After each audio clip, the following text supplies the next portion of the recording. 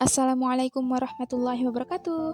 Selamat pagi anak-anak. Sebelumnya, perkenalkan, nama saya Rusmiatul Ulia dari jurusan Sosiologi Angkatan 2017 Universitas Negeri Malang.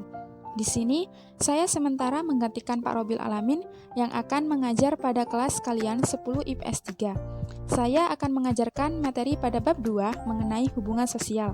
Maka dari itu, di pertemuan ke-9 ini, saya akan membahas dan lebih menjelaskan pada subbab tindakan sosial tentang pengertian dan tipe-tipenya. Yuk belajar bersama. Sebelum masuk pada materi yang intim, Ibu akan memberikan contoh tentang tindakan sosial yang ada di lingkungan masyarakat.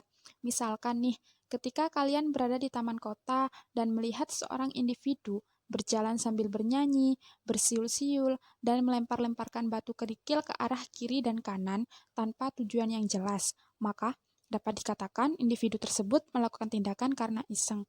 Namun, berbeda jika individu sebelumnya melihat sekeliling taman terlebih dahulu dan melakukan hal-hal yang sama, maka individu tersebut melakukan tindakan karena adanya maksud dan tujuan tertentu.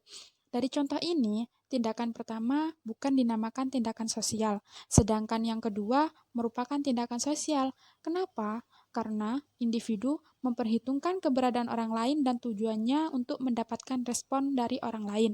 Misalkan ingin dilihat, ingin diperhatikan, dan lain sebagainya.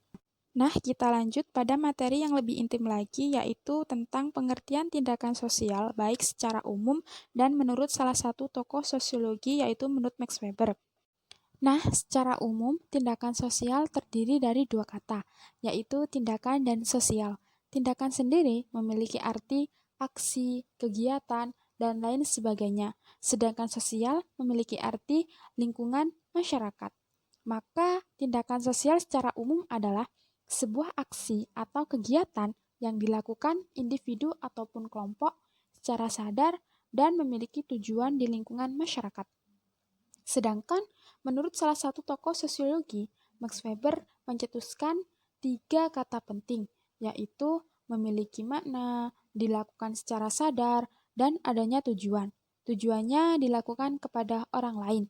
Seperti yang kita ketahui, manusia dalam melakukan tindakan secara sadar dan mempertimbangkan keberadaan orang lain menunjukkan bahwasanya manusia senantiasa melakukan hubungan dengan orang lain. Hal tersebut menunjukkan bahwa manusia merupakan makhluk politik atau zon politikon. Sedangkan naluri manusia untuk senantiasa hidup bersama dengan orang lain ini memiliki tujuan dan julukan sendiri, yaitu Gregorianos. Nah, sekarang kita masuk pada pembahasan tentang tipe-tipe tindakan sosial menurut Max Weber.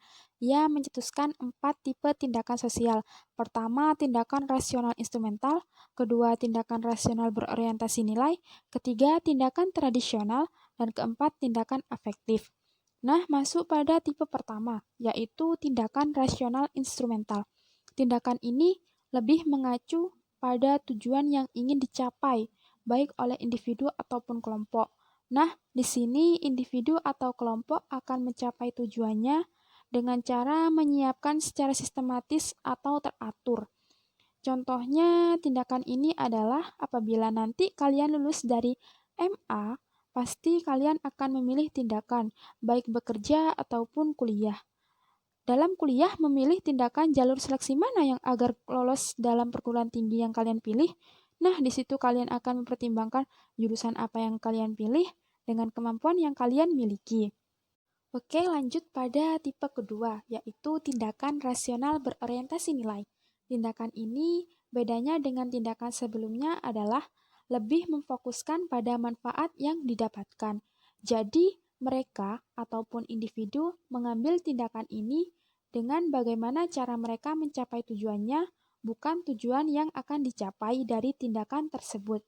Nah, misalkan nih, sekarang di tengah pandemi ini banyak sekali pemuda-pemuda yang melakukan aksi dengan solidaritas tinggi, saling berintegrasi, bergotong royong untuk mencari dana bantuan dan mendapatkan manfaat yang mereka dapatkan dalam melakukan aksinya. Nah, manfaat yang dilakukan didasari oleh tolong-menolong. Seperti yang kita ketahui bahwa tolong-menolong merupakan nilai dasar yang diimplementasikan dalam kehidupan masyarakat. Maka dari itu, sifat tolong-menolong menjadi alasan individu ataupun kelompok melakukan aksi untuk mendapatkan manfaat yang mereka dapatkan. Kemudian tindakan tradisional. Nah, tindakan ini merupakan tindakan yang dilakukan oleh individu ataupun kelompok di lingkungan masyarakat yang mengimplementasikan sesuai dengan adat istiadat atau tradisi yang sudah baku atau paten.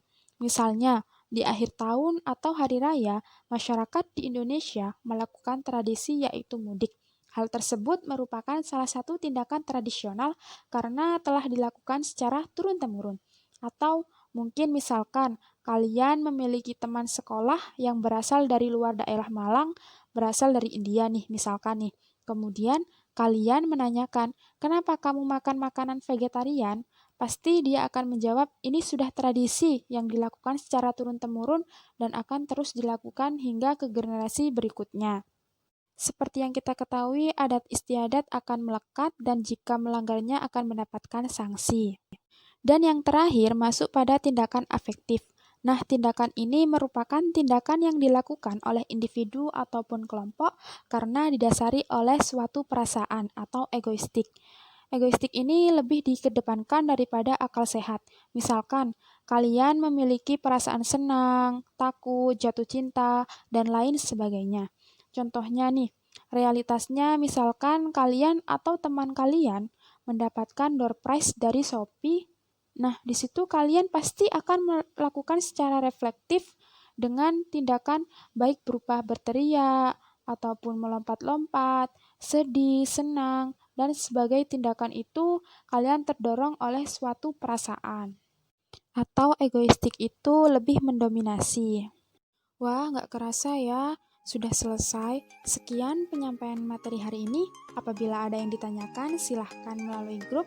Untuk PPT-nya, saya akan share di grup atau saya share ke ketua kelas. Dan jangan lupa untuk tugasnya dikerjakan. Di situ sudah ada prosedur di slide terakhir. Di sini, Ibu akan melakukan penilaian 3 aspek, yaitu pengetahuan, sikap, dan keterampilan. Selamat mengerjakan, semangat belajar dari rumah, jangan pantang menyerah. Sekolah daring nggak bakal bikin garing, sekolah online jadikan prestasi kalian number one.